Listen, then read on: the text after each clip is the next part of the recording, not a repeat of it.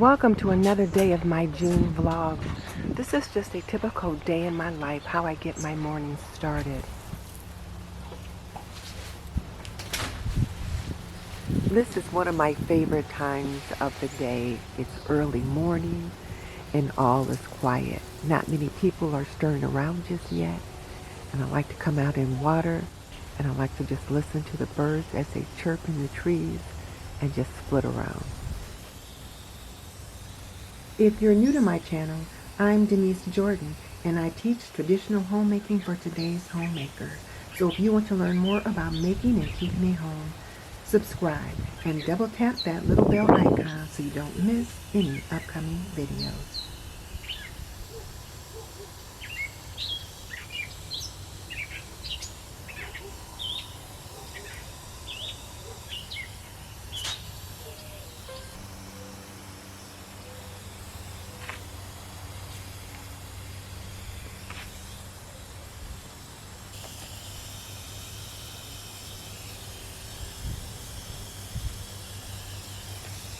I like this little Gilmore water nozzle because I can control the spray with just the push of my thumb.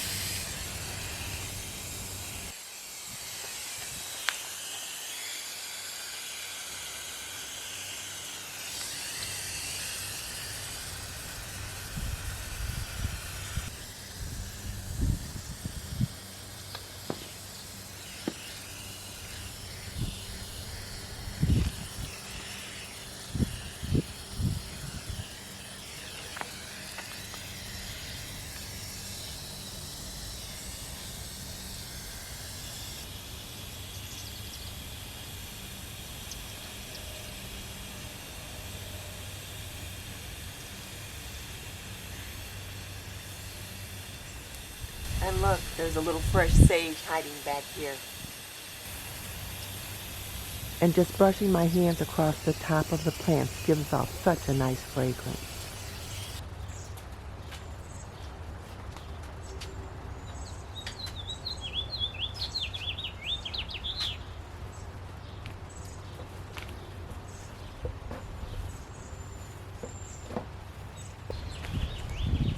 I need to do a little bit of deadheading on this little yellow flower here. I waited a little long. If I had done it earlier, I could have just cut straight across the top, but now some new growth is coming in, so I have to be a little bit more cautious. Whereas deadheading is not my favorite thing to do, it's actually quite simple. As the plant begins to fade out of bloom, you can just pinch or cut off the flower stem below the spent flower and just above the first set of healthy leaves.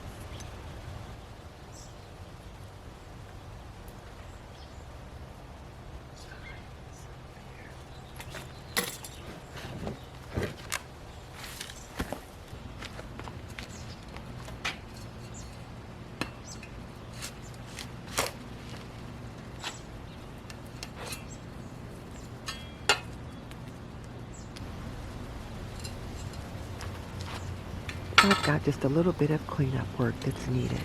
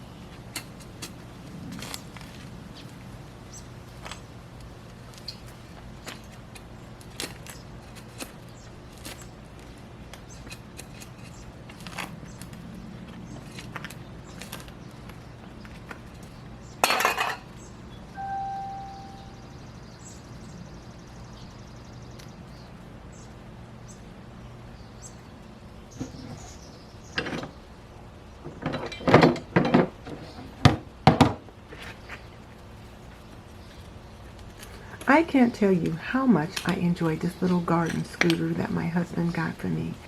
I can store things in it, and then there's a seat when I need one. I get lots of comments about it, but I don't think it's available anymore. But if you're interested in something like this, I'll put a link in the description box.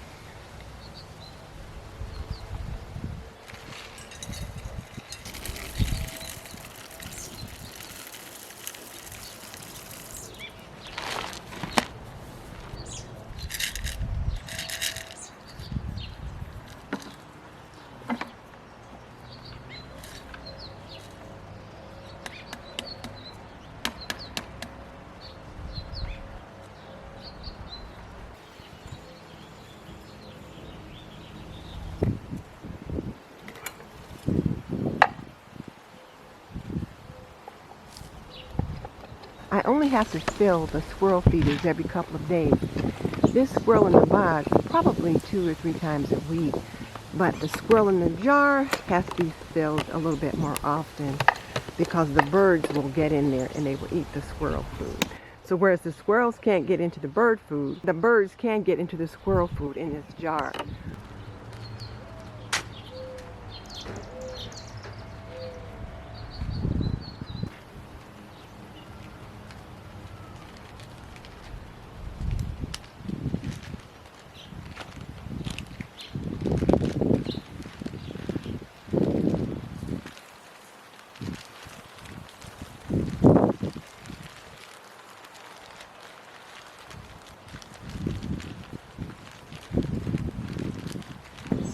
And I fill the bird feeders every day, and I don't actually fill them up. I just put them about maybe 1/3 to 1/2 full, just enough to keep the birds coming back every day. I want to attract the birds, not to necessarily fill them up.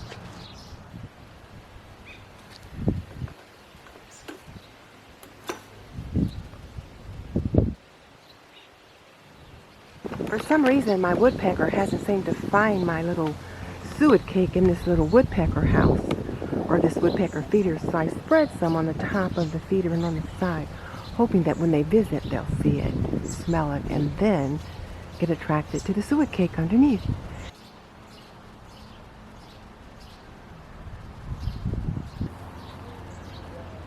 The hubby will usually help me with the feeding. He'll usually take the feeders down and put them back up, but he's not home this morning, so since feeding is part of my morning routine, I've got to take care of it myself.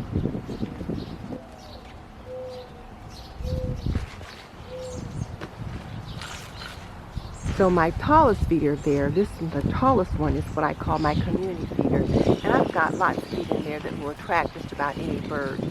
The one there in the middle with the blue top is my bluebird feeder. And it's got like a pass-through, little holes on the side where only small birds can get in and get out. But those grackles and starlings will try. They can get their heads and their neck in, but they can't get their whole bodies in. I'll put mealworms and other things like that in there for the bluebirds. And then my Cardinal Chalet is the one with the little red top. And I put in a food blend that attracts cardinals and blue jays and chickadees and those kinds of things.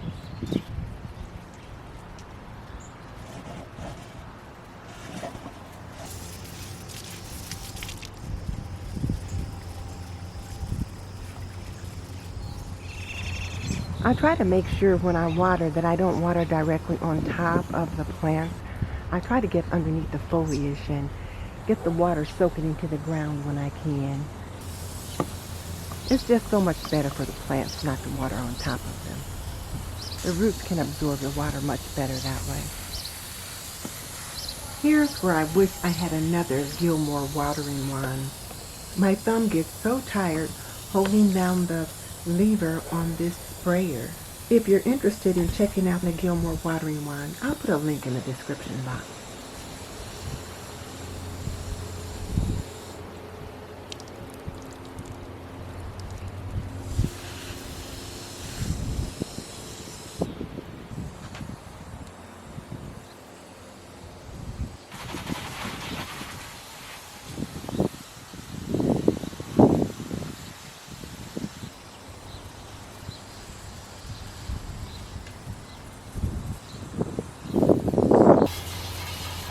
And then, of course, I rinse out the bird bath every day and then refill it with just a little bit of water.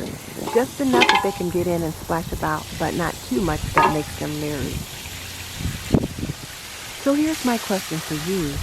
What do you do to get your day started? Do you have a garden that you have to get out and water and take care of first thing in the morning? Or is it something else that you do to get your day started? Tell me in the comment section below. And yes, this was a typical day in my life. In the summer, when I have gardening or work outside to do, I have to add that to my morning routine, and it takes a lot of time and a lot of energy.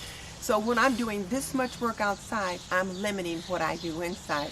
I'll still get my morning swish and swipe done, I'll get my kitchen done, I'll get my laundry started, but depending upon how much work I'm doing out here, I'll be doing less inside. I just find I just don't have as much energy to do it all in one day. If you enjoyed this video, please come back and take a look at my Cooking with Herbs series. My herbs have grown crazy, and several of my viewers have been asking, well, how do we cook with those herbs? So I am cooking Sunday dinners using some of my fresh herbs. So be sure and come back and check that out.